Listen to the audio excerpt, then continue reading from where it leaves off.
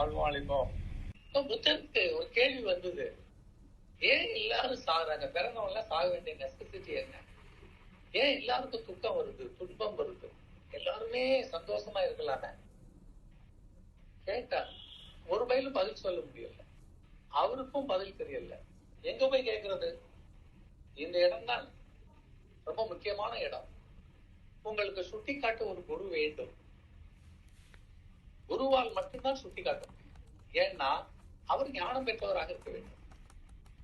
ஞானம் இல்லாதவரிடமிருந்து ஞானத்தை கொடுக்க முடியாது. டியூப் இருக்கே, டியூபுக்குள்ள காத்து அடைக்கணும்னா நமக்கு என்ன பண்ணணும்? அது இருக்கிறத தான் ஏரை நீங்க உள்ள தள்ள முடியும். ஒண்ணுமே இல்லாம ஏரை உள்ள தள்ள முடியும். அப்ப அவர்கிட்ட என்ன இருக்கணும்? அந்த சஃபிஷியன்ட் நாலேஜ் இருக்கணும். அவரு உங்களுக்கு கொடுக்கலாம். இதான் உலகம். பெற முடியாது என்பது இல்லை, பெற முடியும். இல்லைன்னா அந்த எண்ணம் வராது.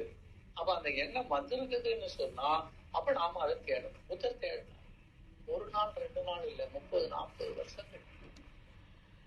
லோன்னு, பசி, பட்டினி, பகை, வெறுப்பு எல்லாம் வாழ்க்கையிலே ஓடினார் வாழ்க்கையின் ஓரத்துக்கே ஓடினார்னு சொல். புத்தர் எல்லாரும் திட்டுறாங்க, கிண்டல் எடுக்கிறாங்க. நீ எவ்வளவு ராஜா வீட்டு பையன், எவ்வளவு சந்தோஷமா இருக்கலாம், வாழ்க்கையை தொலைச்சிட்டே இருக்க, எவ்வளவு வாழ தெரியலன்னு. இந்த இடத்தான் நீங்க சிந்திக்கணும். உலக அறிவு சொல்வதற்கும் ஞானம் அதை மறுதளிப்பதற்கும் உள்ள வேறுபாடு எங்கே இருக்கிறது என்றால், உலக மக்கள் அன்னைக்கு அவர் வாழ்ந்த காலத்தில் இருந்த மக்கள் எல்லாம் புத்தர்கிட்ட சொன்னாங்க, உனக்கு அறிவு இல்லை, உனக்கு விவரம் இல்லை, வாழ தெரியல, உங்க அப்பா சம்பாதிச்சு வச்சிருக்கான், நாடு ஓன் நாடு, உனக்கு அரச பதவி இருக்கிறது, அழகான மனைவி, குழந்தை இருக்கிறது, நீ கேட்டா தரதுக்கு எவ்வளவு பேர் இருக்காங்க, நீ யாருக்கும் எடுத்து கொடுக்கலாம், நீ சொன்னா செய்யறதுக்கு ஆள் இருக்குது, அதெல்லாம் விட்டுட்டு இப்படி கிடந்து எதையோ விடை தெரியாத கேள்விக்கு அலையிறியே, வாழ்க்கையை தொலைச்சிட்டுலாம் இருக்கிற, அப்ப உங்ககிட்ட எங்க அறிவு இருக்கு? அறிவு உள்ளவன நீ எவ்வளவு வசதியா வாழ்வேன்னு சொன்னாங்க. புத்தருக்கு பதில் சொல்ல முடியவில்லை. ஆனால் என் மனம் தேடுகிறது, இந்த கேள்விக்கு பதில் யார் தருவார்? பதில் கிடைத்தால் மட்டும்தான் அமைதி வரும். உங்க மனசுல எல்லாம் இன்னும் அமைதி இல்லை, படுத்தா தூக்கம் இல்லை, எதெல்லாமோ வருது, நான் தியானம் பண்றேன் ஆனாலும் மனசு கேட்க மாட்டேங்குது, நிக்க மாட்டேங்குதுன்னா அது தேடுகிற விடை கிடைக்கும். அது என்ன தேடுதுன்னு கூட உங்களுக்கு தெரியாம இருக்கலாம், ஆனா அது தேடிக்கிட்டே இருக்கு. அதனாலதான் நிம்மதி இல்லை. அதுக்கு வேண்டிய விடையை கிடைச்சுன்னா அது தூங்க ஆரம்பிச்சிடும். உன்னை பத்தி எல்லாம் கவலைப்படாது. அப்ப you will be silent, you will be happy. இப்போ உன்னால அமைதியா இருக்க முடியல, சந்தோஷமா இருக்க முடியல, தூங்க முடியல, நான் மனசு கிடந்து பாடாப்படும்.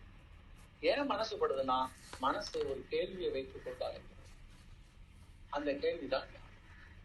இப்ப புத்தர் இவங்க சொல்றாங்க உனக்கு அறிவில்லைங்கிறாங்க, அதை பத்தி சட்டையே பண்ணல. அவ பேசுறத காதுல வாங்கக்கூடாது.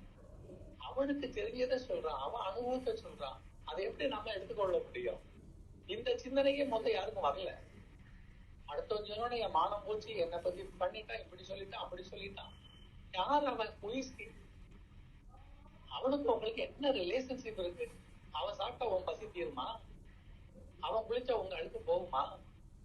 அவன் ஒரு பாடல மனனம் பண்ணா உங்களுக்கு அந்த பாடல் மனசுக்கு வந்துருமா? பாடி சிஸ்டம் தனி, உங்க சிந்தனை தனி, உங்க வாழ்வியல் தனி, நீ வாழ போற நாட்கள் தனி. நீ 40 வருஷம் இருக்கலாம், 20 வருஷத்துல போயிருவான். அப்ப அவனை பார்த்து அவன் சொன்னதுக்காக நீ புலம்புறேன்னு சொன்னா அறிவில்லாததானே. ஆனா இதைதான் நம்ம அறிவுடையவர்களால் நினைக்கிறோம். நான் யார்? எனக்கு மானம் இருக்கிறது, தன்மானம் இருக்கிறது, சுயமானம் இருக்கிறது, சுய அறிவு இருக்கிறது, 1000 விமர்சனங்கள். எவன் சொன்னா என்ன? உங்கள் மனம் சொல்ல வேண்டும். அதுதான் உங்களிடம் தந்து அனுப்பப்பட்ட பொக்கிஷம். Mind is the treasure. அந்த மன பொக்கிஷத்தை நமக்கு அறிய தெரியணும், அதை அடைய தெரியணும். அப்ப புத்தர் என் மனம் எனக்கு பதில் தரல, கேட்டாலே.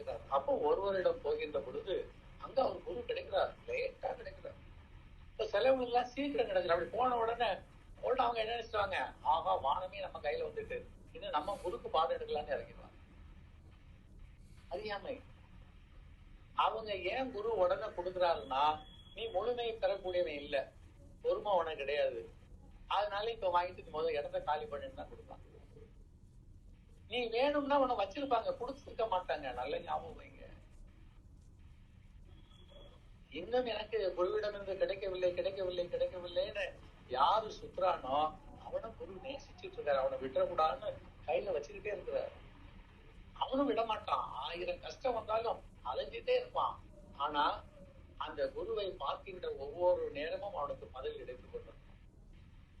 அவனை அறியாமலேயே அந்த மனம் என்ன பண்ணிட்டு இருக்கோம்? ஆனந்தப்பட்டு கொண்டிருக்கும். முழுமையா அவன் அடைந்து கொண்டே இருப்பான். அது தெரியாது. உலகத்துக்கு நம்ம கேட்ட கேள்விக்கு அது பதில் சொல்லலையே, அவர் எனக்கு தரலையே, அப்படி தூக்கி தரலையேன்னு நினைப்பாங்க. It's wrong. இது உலகை பார்த்து நீங்க கற்றுக்கொண்ட பாடம். நமக்கு ஒண்ணு கேட்டா உடனே தூக்கி கொடுக்கணும். அது எப்படி இருக்கணும்? பூர்வமா இருக்கணும். மெட்டீரியலா இருந்தாதான் தூக்கி கொடுக்க முடியும். அமானுஷ்யமான விஷயங்கள், அசரீதியான விஷயங்கள், இதெல்லாம் தூக்கி கொடுக்க முடியாது. உணர்ந்து அறியப்பட வேண்டும் இல்லையா? புத்தர் என்ன பண்றாரு? தேடி தேடி தேடி கடைசியில ஒரு குருவை பார்த்து காலில் விழுந்துட்டார். இதுவரை அவருக்கு நாம் அரச பையனாகவும் தேடுறோம், நம்ம தெரிஞ்சுக்கணும், தெரிஞ்சுக்கிட்டா தெரியாடாயிரலாம் எல்லாம் நினைச்சிட்டு வந்தவர் எப்பொழுது வந்து இப்படி தலை நின்றுலாம் போனா உண்மை தெரியாது, தலை குனியணும். உண்மை தெரிந்தவரோ தலை நிமிரணும். இப்ப உண்மை தெரியாமலே தலை நின்றுட்டுல, இதெல்லாம் வெட்டப்பட வேண்டிய தலைகள்.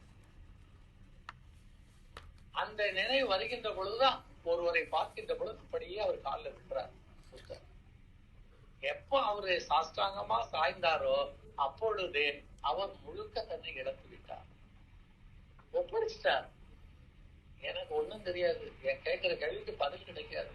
But I want to get peace, I want to get the truth. இதான் சொன்னார். என்னாச்சு? இப்பொழுது அவருக்கு உணர்த்தப்பட்டது. அந்த உண்மை கிடைச்சோன்னா தலை நிமிர்ந்து எந்திரிச்சிருந்தார், நிமிர்ந்திருந்தார், அலையிறதை விட்டுட்டார், வந்தவர்களுக்கு எல்லாம் ஆசீர்வாதம் கொடுத்தார். கண்களாலேயே, அவர் மனதாலேயே பேசினார், வாயால் பேசல. கண்களாலேயே பரிமாறிக்கொண்டிருந்தார். அவ்வளவு பெரிய ஆனந்தம்.